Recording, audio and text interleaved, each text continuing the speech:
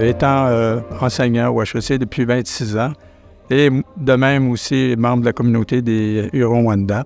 Et j'ai vu ça comme étant une opportunité exceptionnelle de pouvoir apporter une contribution, pas juste pédagogique, mais en même temps apporter mes connaissances au niveau de ma culture Huron-Wendat à l'intérieur d'un programme qui se veut de réconcilier les Autochtones et les Allochtones à travers de projets qui tournent autour d'un programme pour leader économique.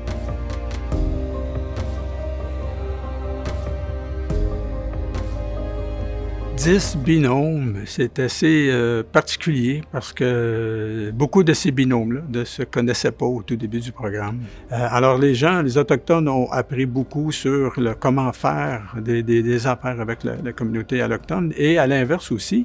Alors ça nourrit vraiment ce concept de réconciliation qui est de l'ouverture, du partage et du respect et travailler sur des projets très porteurs qui peuvent permettre d'assurer la croissance économique et sociale des communautés des Premières Nations. On s'est retrouvé avec vraiment une cohorte très, très diversifiée de toutes sortes de projets.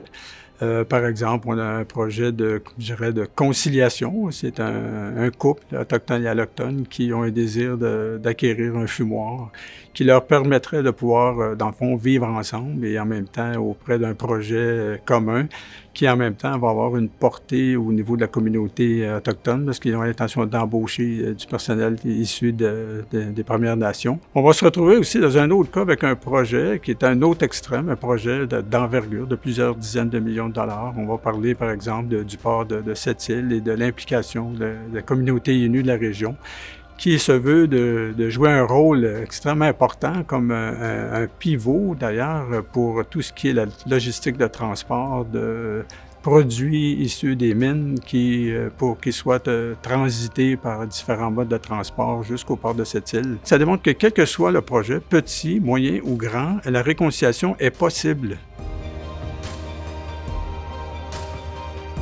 Alors, apporter l'apprentissage à travers des conférenciers et des ateliers a donné des outils aux binômes pour élaborer la structure de leur projet. Chaque individu était un petit cercle en soi. Alors, quand on a créé les binômes, ça a créé un petit cercle de 2 personnes. Et quand on a réuni les gens à travers différents modules, les différents ateliers, différentes discussions, bien là, à ce moment-là, on s'est retrouvé avec 10 groupes de binômes de 2, donc 10 petits cercles qui, éventuellement, en étant tous ensemble, nous a permis de créer un grand cercle. Les gens, après le programme, partent en tant qu'individus enrichis, partent après ça en binôme sur un projet qui va dépasser la portée du programme. Et en même temps, ça crée un grand cercle qui va devenir un grand porte-voix. Le programme, pour moi, de l'EDPN, m'a beaucoup transformé, parce qu'il m'a permis d'acquérir beaucoup de connaissances. Même en tant qu'autochtone, j'ai compris encore beaucoup plus la culture des Premières Nations au-delà de celle des Hurons-Wendat. On travaille sur la transformation, sur l'ouverture, le respect. Mon expérience auprès de l'EDPN me rend 2 choses extrêmement fier, d'être enseignant au HEC, puis en même temps extrêmement fier d'être un des membres des Premières Nations.